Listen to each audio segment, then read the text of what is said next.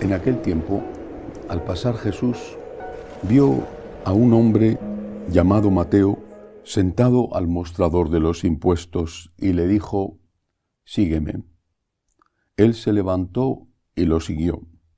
Estando en la casa sentado a la mesa, muchos publicanos y pecadores que habían acudido se sentaban con Jesús y sus discípulos. Los fariseos, al verlo, preguntaron a los discípulos: «¿Cómo es que vuestro maestro come con publicanos y pecadores?».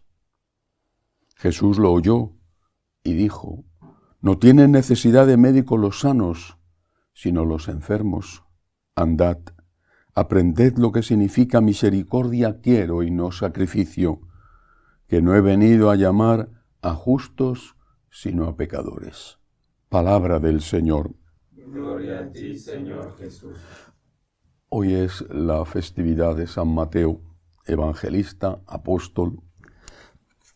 Antes de hablar del relato de su conversión, quiero decir una palabra sobre su evangelio. Es evangelista. Se ha discutido, y seguramente se seguirá discutiendo hasta el fin de los tiempos, cuál es el evangelio más antiguo, si hubo una especie de protoevangelio, primer evangelio, que los biblistas llaman la fuente Q, si de ahí bebieron los demás. Es un tema que no tendrá seguramente conclusión, como digo, hasta el fin de los tiempos. La realidad es que, por la forma en que está escrito, se puede afirmar lo que decía la tradición desde siempre, es que el Evangelio de Mateo es el primero que se escribió. Y esto no tendría demasiada importancia, que más da que sea el primero o el tercero, el cuarto, sí, con toda certeza se sabe que es el de San Juan. No tendría demasiada importancia si no fuera porque nos acerca mucho al origen de lo que se cuenta en el Evangelio. Y esto sí que es muy importante. No es lo mismo escribir algo sobre un personaje histórico, escribirlo 100 años después o 200 años después, cuando los que vivieron con ese personaje, los que presenciaron lo que se cuenta que hizo ese personaje, no es lo mismo que esas personas están vivas y pueden decir: esto que estás contando es una mitología, esto es un invento, esto es una exageración. Este personaje no dijo eso o no hizo eso. Esto que estás contando nunca ocurrió. Repito, no es lo mismo escribir 200 años después, cuando ya no queda nadie, ningún testigo, que escribirlo cuando muchos de los que acompañaron a Cristo, vivieron con Cristo, vieron a Cristo resucitado y después incluso sufrieron la persecución, estén todavía vivos. Y esto fue exactamente lo que ocurrió, con toda certeza, en el Evangelio de Mateo y en el Evangelio de Marcos.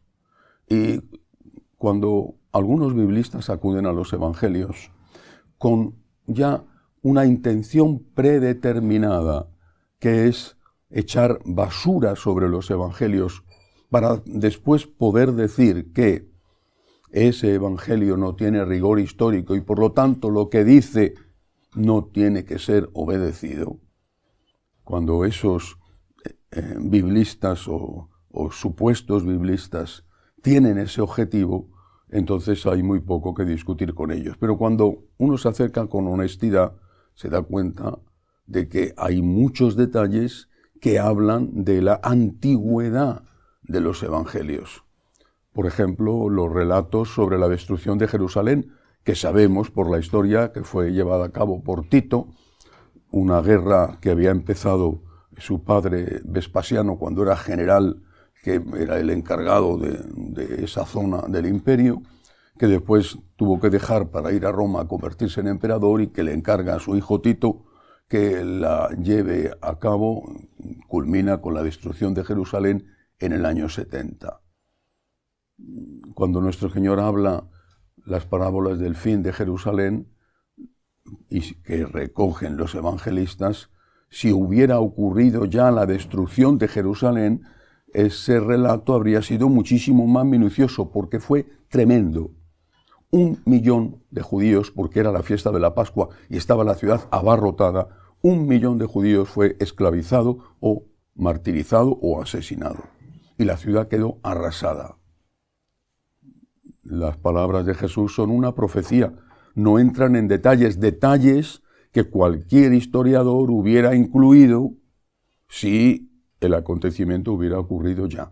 Por lo tanto, los evangelios que están escritos, y hoy yo creo que son muchos los biblistas que ya lo afirman, están escritos en torno a 20 años, 30 años como mucho después del acontecimiento.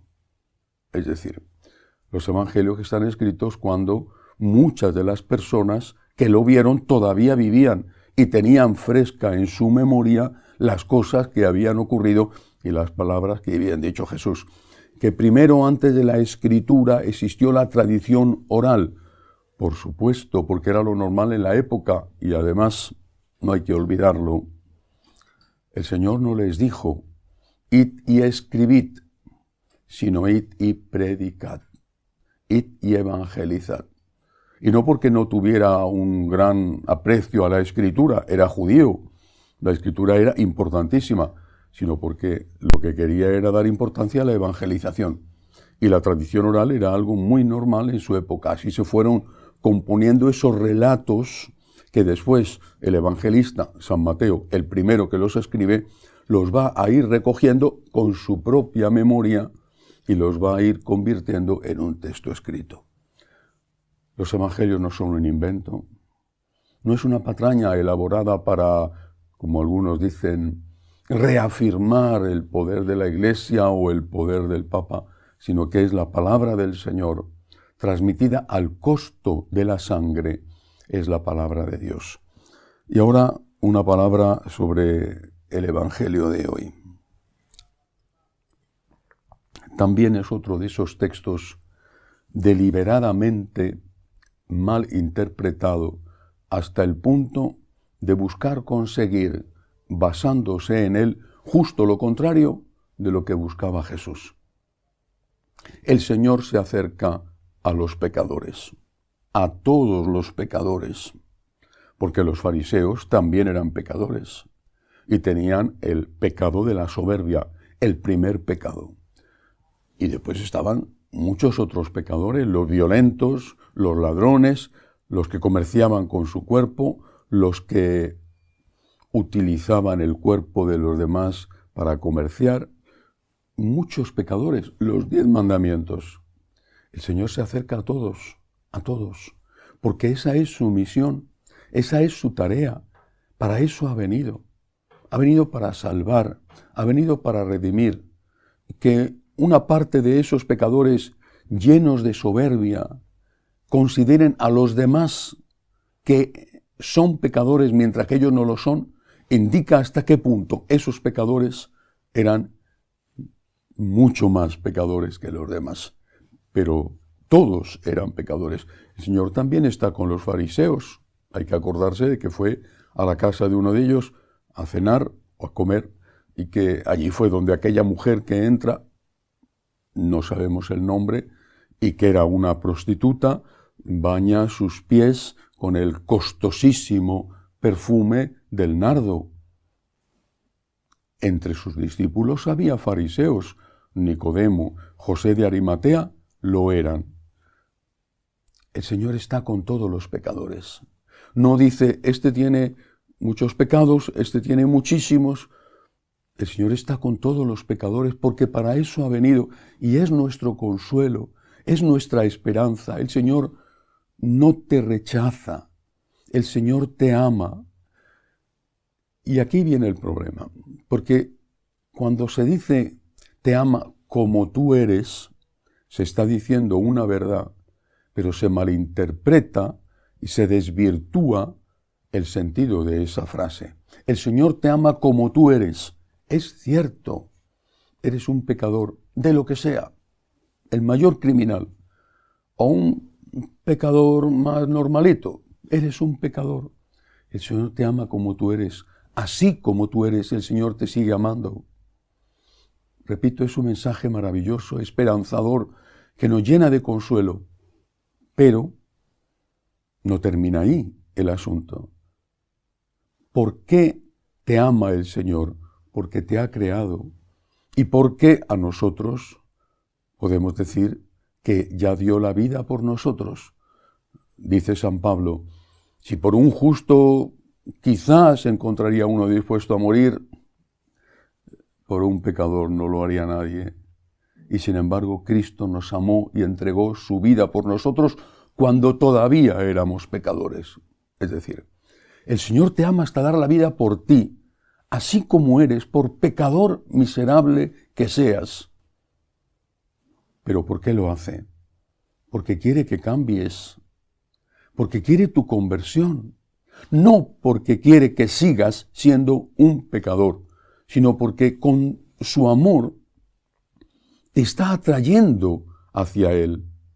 Con su amor está intentando sacarte de las garras del pecado por tu bien. Porque lo mejor que te puede ocurrir es que seas un santo y no un pecador. ¿Por qué se malinterpreta esto deliberadamente? Porque se confunde la idea del amor de Dios con la tolerancia de Dios. El amor de Dios es a la persona, pero Dios es muy intolerante. No es intolerante, sino muy intolerante con el pecado. Ama al pecador, pero no tolera el pecado. Y por eso quiere sacar al pecador de su pecado. Quiere sacar al enfermo de su enfermedad. Lo dice él hoy claramente. He venido a curar a los enfermos. He venido a salvar lo que estaba perdido. El médico no le dice al enfermo, yo te quiero mucho y como te quiero mucho te digo que no estás enfermo. Oiga, doctor, pero es que estoy muy mal. Yo te digo que no estás enfermo. Oiga, doctor, pero es que mire usted, es que no paro de toser, es que estoy echando sangre, es que te digo que no estás enfermo, hombre, que te lo digo yo. Lo que tienes que hacer es seguir fumando. Tú sigue fumando mucho, que no estás enfermo. ¿Ese es un médico que ama al enfermo?